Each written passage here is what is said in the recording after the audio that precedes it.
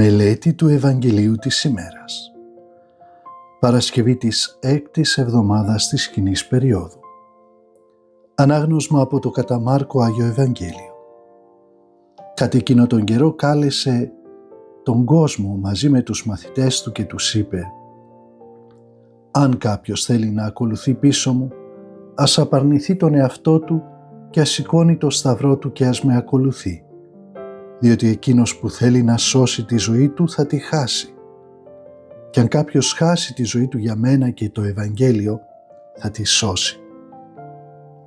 Σε τι πράγματι ωφελεί τον άνθρωπο να κερδίσει όλο τον κόσμο και να καταστραφεί η ζωή του?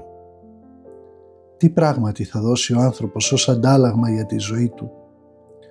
Διότι όποιος ντραπεί για μένα και για τα λόγια μου μπροστά σε αυτή τη γενεά, τη μιχαλίδα και αμαρτωλή, και ο Υιός του ανθρώπου θα ντραπεί για αυτόν όταν θα έλθει μέσα στη δόξα του Πατέρα του μαζί με τους Αγίους Αγγέλους».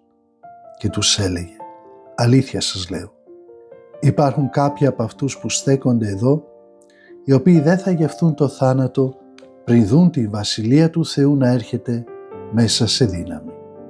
Λόγος του Κυρίου.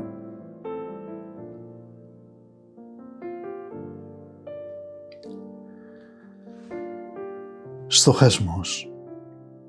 Δεν χρειάζεται η αβεβαιότητα όταν ακολουθείς τον Ιησού. Αν αποφασίσεις να τον ακολουθήσεις, πρέπει να μάθεις τα 3 σλόγγαν και να τα έχεις πάντοτε στη σκέψη σου. Το πρώτο, ας απαρνηθείς τον εαυτό σου. Το δεύτερο, ας σηκώνεις το σταυρό σου. Και τρίτο, ας ακολουθείς τον Ιησού. Ο Ιησούς δεν σε εγκαταλείπει. Σε αφήνει ελεύθερο να επιλέξεις. Αλλά από τη στιγμή που θα έχεις αποφασίσει να τον ακολουθήσεις, εκείνος δεν σε αφήνει πια.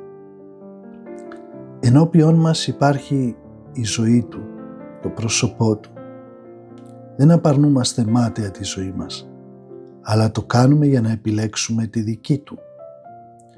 Δεν φέρουμε το σταυρό χωρίς νόημα. Φέροντας το δικό του, μας βοηθά να σηκώνουμε και το δικό μας. Ακολουθώντας τον, δεν αισθανόμαστε χαμένοι σε άγνωστο μέρος, αλλά θα συναντηθούμε μαζί του στον Πατέρα. Θα βρούμε την αληθινή ζωή μας, την πιο βαθιά χαρά. Ο Θεός δεν μας επιβάλλει ένα σταυρό βαρύτερο από ό,τι μπορούμε να φέρουμε και στη δυσκολία θα υπάρξει ένας Κυρηναίος δίπλα μας. Λέει μια παλιά λαϊκή παροιμία: «Βαρύς δεν είναι ο σταυρός που ο Θεός μας στέλνει, αλλά μόνο εκείνος που ετοιμάζουμε από μόνοι μας».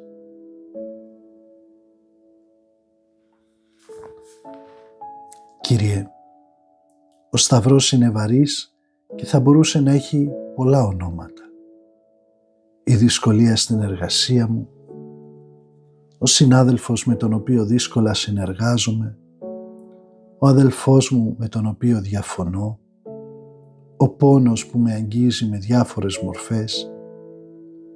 Ίσως όμως ο σταυρός να είναι βαρύς γιατί προσπαθώ να τον σηκώνω μόνος μου.